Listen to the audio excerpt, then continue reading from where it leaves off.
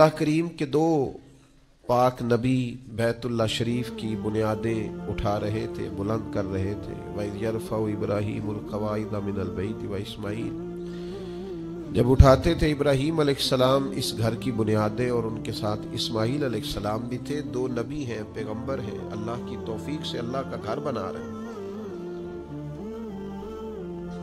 مشقت کر رہے ہیں، محنت کر رہے ہیں، کوشش کر رہے ہیں، بیت اللہ کی تعمیر کر رہے ہیں۔ تو رب کہتا ہے، پتہ ہے وہ مجھ سے کہتے کیا تھے؟ میرا ہی گھر بنا رہے ہیں، پر مجھ سے کہتے تھے ربنا تقبل منا، یا اللہ یہ خدمت ہم سے قبول فرما لے، یہ قبول کر لینا۔ قبولیت بڑی نعمت ہے۔ کچھ لوگوں کے پاس قابلیت بڑی ہوتی ہے پر ان کی قبولیت، دو بھائی تھے ملا فضل اور فیضی اکبر کے دربار میں، بڑے عالم تھے، قرآن مجید کی تفسیر لکھی ہے اور ایسے لفظ کوئی استعمال نہیں کیے جن پر کوئی نقطہ ہے، بے نقطہ تفسیر ہے۔ بڑے بھائی کا حافظہ اتنا مضبوط تھا کہ وہ کسی چیز کو ایک دفعہ سنتا تھا تو یاد کر لیتا تھا، چھوٹے بھائی کا حافظہ اس طرح کا تھا کہ وہ 2 دفعہ سنتا تھا تو یاد کر لیتا تھا۔ ایک شخص اپنا قصیدہ شاعری بادشاہ کے لیے لکھ کے لایا تو اس نے جب دربار میں سنایا تو بڑا کہنے لگا، بادشاہ یہ تو شعر ہی میرے ہیں۔ اس نے کہا آپ کے کیسے ہیں؟ کہا میں سناؤں؟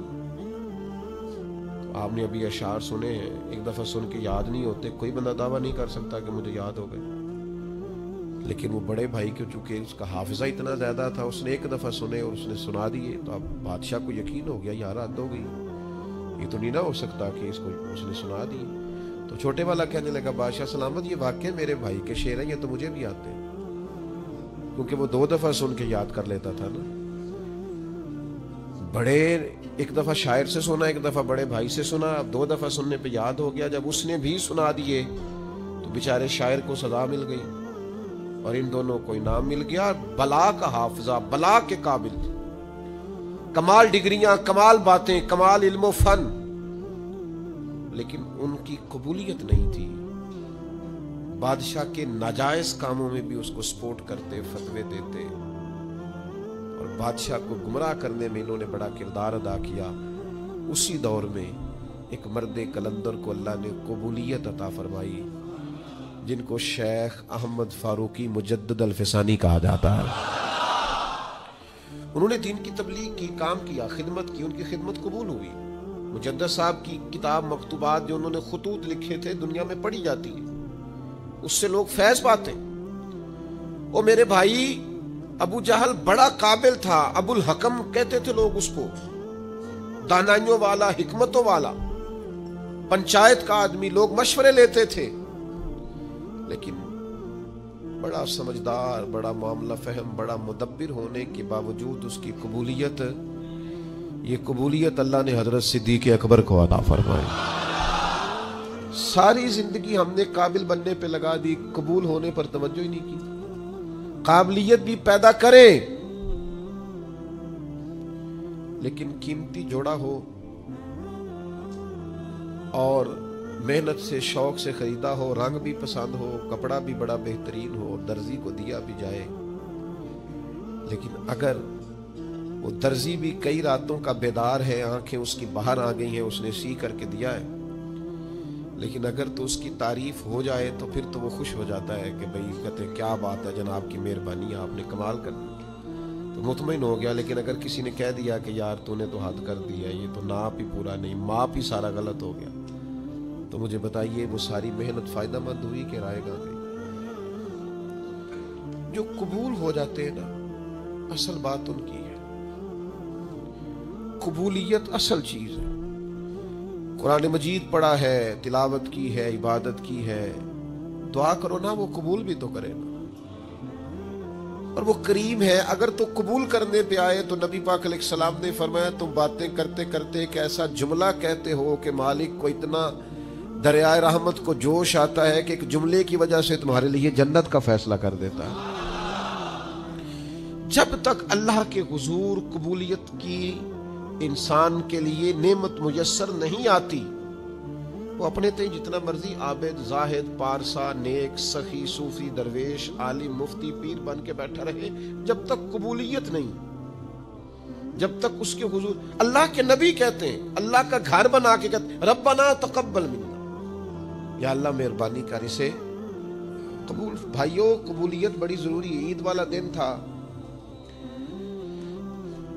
حضرت فاروق اعظم رضی اللہ تعالیٰ عنہ نے نبی پاک علیہ السلام کے مصلی پہ کھڑے ہو کے لوگوں کو عید کی نماز پڑھائی، اور پھر اللہ کے محبوب کی امت کے مابین خوشیوں بھری محبتوں بھری انہوں نے ملاقاتیں بھی کی، لیکن گھر گئے تو اچانک آنکھوں میں آنسو آ گئے، اور وہ آئے تو وہ تیز ہو گئے آنسو۔ تو گھر والی کہنے لگی آپ کا ہر جگہ یہی حال ہے، آج عید کا دن ہے مسرت کا اور آج بھی آپ رونے لگے۔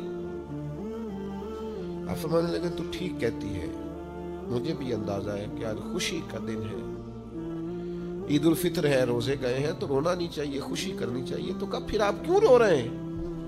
تو فرمانے لگے بس کیا کروں، دل نرم ہے، ایک بات یاد آ گئی، اس نے رلا ڈالا ہے۔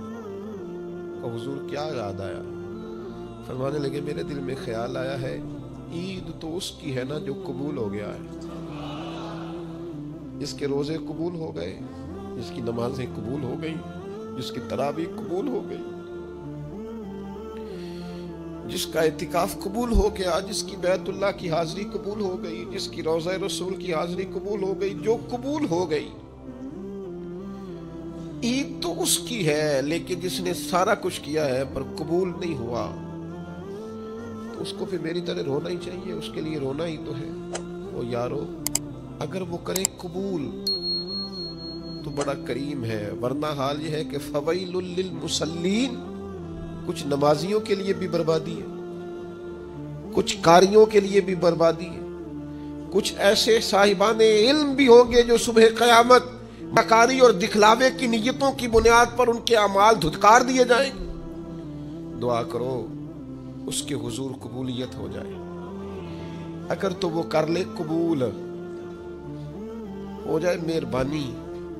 تو حضرت صدیق اکبر جا کے حضرت بلال حبشی کو خریدنے کے لیے کھڑے، کہتے ہیں میرا گورے رنگ والا غلام رکھ لے،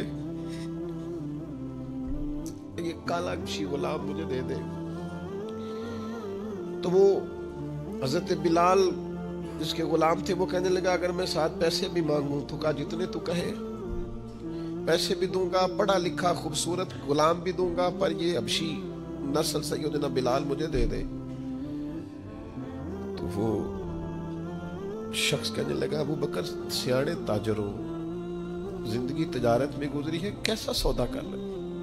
تو حضرت صدیق رو پڑے، کہنے لگے تمہیں اس حبشی کی شان کا نہیں نہ پتا، یہ قبول ہو گیا ہے،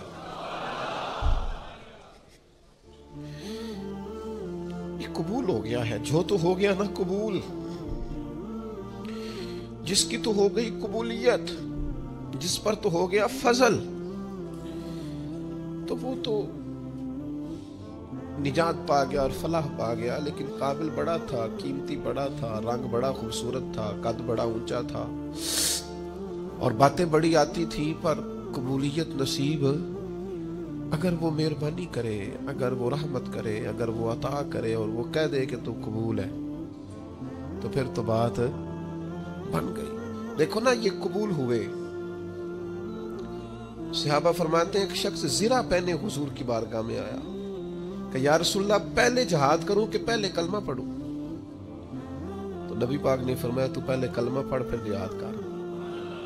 نے کلمہ پڑھا، جہاد کیا، شہید ہو گئے، حضور اس کے سرانے کھڑے ہیں، دیکھو قبول ہو گیا ہے۔ یہ دیکھو سرانے حضور کھڑے، ابھی آیا تھوڑی دیر پہلے ابھی آیا، تھوڑی دیر ہوئی ہے آیا کالیاں زلفاں والا، ایویں 2 کڑیاں میرے من وچ رکیا تے کر گیا نور اجالا۔ حضور سرانے کھڑے ہیں اور مسکرا کے فرما رہے ہیں دیکھو عمل تھوڑا کیا ہے اور اجر زیادہ لے گیا ہے۔